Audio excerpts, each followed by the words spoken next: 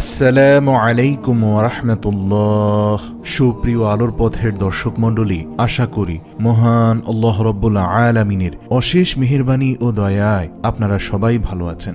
প্রিয় দর্শক, আমাদের মাঝে মুহররম মাস অতিবাহিত হচ্ছে, যে মাসকে আল্লাহর রাসূল সাল্লাল্লাহু আলাইহি ওয়াসাল্লাম অনেক মহিমান্বিত বলে উল্লেখ করেছেন। এই মাসের 10 তারিখ হচ্ছে আশুরার দিন, যে দিনে ইবাদত বন্দিগিতে কাটালে এবং এই দিনকে উদ্দেশ্য করে 2টি রোজা রাখলে অতীত জীবনের গুনাহগাতা মাফ করে দিবেন আল্লাহ রাব্বুল আলামিন। প্রিয় দর্শক, এই দিনকে কেন্দ্র করে মুসলমানদের অন্তরে একটি শোকের বিহবল রয়েছে। তা হচ্ছে ইমাম হুসাইন রাদিয়াল্লাহু তাআলা আনহুকে শহীদ করার ঘটনা। প্রিয় দর্শক, তা আমরা সবাই জানি, কিন্তু আমরা কি জানি ইমাম হুসাইন রাদিয়াল্লাহু তাআলা আনহুকে শহীদ করার পরে সেই রক্তপিপাসু ইয়াজিদের কি পরিণতি হয়েছিল? প্রিয় দর্শক, ইয়াজিদ ইমাম হুসাইনকে শহীদ করার পর ভেবেছিল আরবের সকল মানুষ আমাকে এখন ভয় করবে, আমার কাছে বায়াত গ্রহণ করবে, কেউ তার বিরুদ্ধে আর দাঁড়াবে না, এমনই তার ধারণা ছিল। সে ভেবেছিল যখন আমি রাসূল সাল্লাল্লাহু আলাইহি ওয়াসাল্লামের আওলাদদের শেষ করে দিতে পেরেছি, কাজেই এবার আমার সামনে দাঁড়ানোর মতো আর কোনো শক্তি নেই। কিন্তু যখন রাসূল সাল্লাল্লাহু আলাইহি ওয়াসাল্লামের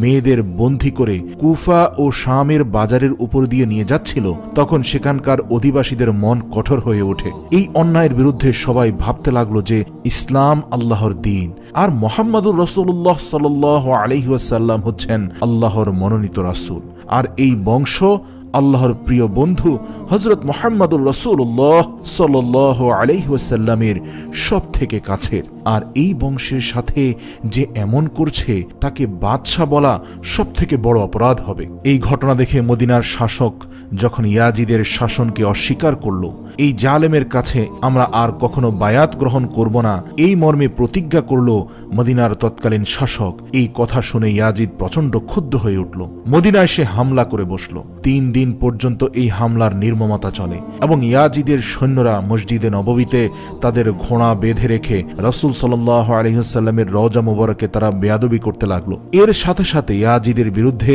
হাজার হাজার মানুষ প্রতিবাদ করতে লাগলো। এতে ইয়াজিদ ক্ষুব্ধ হয়ে আরও অত্যাচার করতে লাগলো। এর ফলে ইয়াজিদের সৈন্যের হাতে থাকা মশাল পবিত্র কাবা ঘরে ছিটকে পড়ে গেল এবং এর ফলে কাবায় আগুন লেগে যায়। তবে বেশ কয়েকজন ঐতিহাসিকবিদরা বলছেন ইয়াজিদের হুকুমেই নাকি সৈনিকরা খানায় কাবায় আগুন লাগিয়েছিল। আল্লাহু আ'লাম। এই ঘটনাকে হেরার ঘটনা নামেও আজও মনে করা হয়। তখন সবাই ইয়াজিদকে আরো প্রচন্ড রকম ঘৃণা করতে লাগলো। ইয়াজিদের বিরুদ্ধে যেই প্রতিবাদ করত তাকেই কঠিন শাস্তি দিয়ে হত্যা করা হতো। যখন ইয়াজিদ দেখেছে তার বিরুদ্ধে প্রতিবাদ বেড়েই চলেছে, তখন শুধু প্রতিবাদের জন্যই মানুষ হত্যা শুরু করলো। কিন্তু আল্লাহর আদালতে সব সময় ন্যায় বিচার হয়। এই ঘটনার বেশ কিছুদিন পর ইয়াজিদ এক কঠিন রোগে আক্রান্ত হয়। ইয়াজিদের পেটের ভিতর নাড়ি ভুড়ি জ্বলতে থাকে আর সে ধীরে ধীরে শেষ হয়ে যেত। প্রতিদিন সকালে সে তরতাজা হয়ে উঠত, কিন্তু সন্ধ্যার সময় সারাদিন নাড়ি জ্বলতে জ্বলতে তার অবস্থা ধরাশায়ী হয়ে যেত। শহরের বড় বড় হেকিম কবিরাজ এসে চিকিৎসা করে কোনো কুল কিনারা খুঁজে পাচ্ছিল না, কোনোভাবেই তাকে সুস্থ করা যাচ্ছিল না। তারা চিন্তায় পড়ে যায় এবং বলে, আমরা এই ধরনের রোগ এই প্রথমই দেখলাম, এর আগে কখনোই দেখিনি। যখন ইয়াজিদের পিপাসা পেত, তখন প্রচন্ড পিপাসায় হাসপাস শুরু করে সে পানির জন্য কষ্ট পেত, কিন্তু যখনই একটু পানি সে মুখে দিত, তার নাড়ি ভুড়ি সব জ্বলে যেত। তার মহলে লোকজন বলতে থাকে ইয়াজিদের এই কঠিন আজাব ইমাম হুসাইনের শিবিরে পানি বন্ধ করে আওলাদে রাসূলদের পানি খাওয়ার পথে কষ্ট দেওয়ার কারণেই হয়েছে, ও রাসূলের পরিবারের সদস্যদের শহীদ করার কারণেই তার এই পরিণতি হয়েছে। এত বড় বাদশা হওয়ার পরেও এক ফোঁটা পানির জন্য এত কষ্ট পেতে হচ্ছে ইয়াজিদকে। এরই মাঝে ইয়াজিদ তার ছেলে মুয়াবিয়াকে ডাকে। প্রিয় দর্শক, এখানে আপনাদের জানার উদ্দেশ্যে বলে রাখি, ইয়াজিদের পিতা যেমন রাসূল সাল্লাল্লাহু আলাইহি ওয়াসাল্লামের একজন বিশিষ্ট সাহাবী মুয়াবিয়া রাদিয়াল্লাহু তাআলা আনহু ছিলেন, একইভাবে ইয়াজিদও তার পিতার নাম স্মরণে তার সন্তানের নামও রেখেছিল মুয়াবিয়া। তো ইয়াজিদ যখন তার ছেলে মুয়াবিয়াকে ডাকলো, তখন ইয়াজিদ তার ছেলে কাছে ডেকে বলল, প্রিয় পুত্র আমার, এই কঠিন অসুখ শেষ পর্যন্ত আমার প্রাণ কেড়ে নিতে পারে। আমার মৃত্যুর পর তুমি আমার এই শাসনভার সামলাবে, তুমি আমার সবচেয়ে প্রিয় পছন্দের পুত্র। তখন তার ছেলে বলে উঠল, এই সিংহাসন হুসাইন ইবনে আলীর রক্ত দিয়ে রঞ্জিত, এই সিংহাসন আওলাদে রাসূলের রক্তে রঞ্জিত।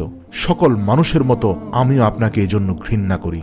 আপনি কি চান এই আওলাদে রাসূলের রক্তে রঞ্জিত সিংহাসনে উঠে আমি আমার নিজেকে পাপ দ্বারা রঞ্জিত করি? রাসূলের পরিবারের রক্ত এই আসনে রঞ্জিত হয়েছে, আমি এই আসনে আসীন হব না। ইয়াজিদ তখন অবাক হয়ে গেল। মহলের সবাই নিশ্চুপ বা ক্রুদ্ধ, কেউ কোনো প্রতিবাদ করছে না। বলা হয়ে থাকে ইয়াজিদের কষ্টের মধ্যে সন্তানের এই কথা শোনা মাত্র ইয়াজিদ অন্তরে এত আঘাত পেল সে সেখানে 2 বার হার্ট স্ট্রোক করে।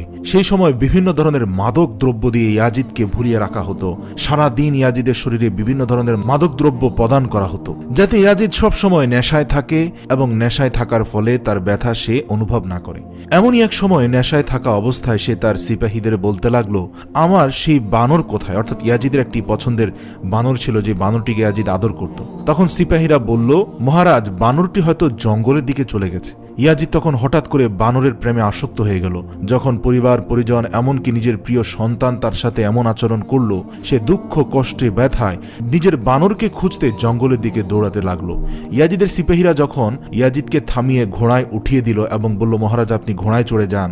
যখনই সিপাহী সহ ঘোড়ায় চড়ে বাহিরে বের হলো, হঠাৎ করে তখন ইয়াজিদ ঘোড়ার পিঠ থেকে পড়ে যায় আর ঘোড়ার লাগাম ইয়াজিদের পায়ে ফেঁসে যায়। অর্থাৎ ঘোড়ার পিঠ থেকে পড়েও ঘোড়া দৌড়তে থাকে। ইয়াজিদও জমিনের সাথে ঘষতে ঘষতে তার শরীর ঘোড়ার লাগামের সাথে ফেঁসে গিয়ে উলট পালট হয়ে সামনের দিকে যেতে থাকে। ঘোড়াটি তখনও দৌড়াচ্ছিল। একসময় ইয়াজিদের মাথা একটি বড় পাথরের সাথে গিয়ে আঘাত লাগে, কিন্তু ঘোড়া তখনও থামল না। শেষ পর্যন্ত ইয়াজিদের লাশ মাথা ফেটে ছিন্ন বিচ্ছিন্ন হয়ে গেল। কোথাও হাত, কোথাও পা, কোথাও শরীরের বিভিন্ন অঙ্গ প্রত্যঙ্গ ছড়িয়ে ছিটিয়ে পড়ল। যখন সিপাহীরা তার লাশ দেখল, তখন তারা ঠিকমতো লাশকে চিহ্নিত করতে পারল না। তারা বলল, ইমাম হোসাইনের উপর অত্যাচার করার এটাই শাস্তি। তারপর ইয়াজিদকে দাফন করা হলো। আজও ইয়াজিদের কবর রয়েছে, আর মানুষ তার কবরকে একরাশ ঘৃণা ভরেই স্মরণ করে আর দেখে। ইয়াজিদ একটি প্রতীকী হয়ে গেল। এই দুনিয়াতে যেই জুলুম করবে আল্লাহ তার সঠিক বিচার করবেন, কেননা জুলুমের শাসন আল্লাহ পছন্দ করেন না। যেই জুলুম করবে আল্লাহ একদিন না একদিন তাকে ধ্বংস করেই দিবেন। হয়তো সাময়িক সময়ের জুলুম তাকে কোনো ক্ষতি করবে না, কিন্তু আল্লাহর পাকড়াও তো ধীর এবং স্থিরভাবে আসে। আর আল্লাহ তো সকল দিক থেকে তার বান্দাকে বেষ্টন করে আছেন। তার সাম্রাজ্য থেকে পালানোর কোনো সুযোগ আছে কি?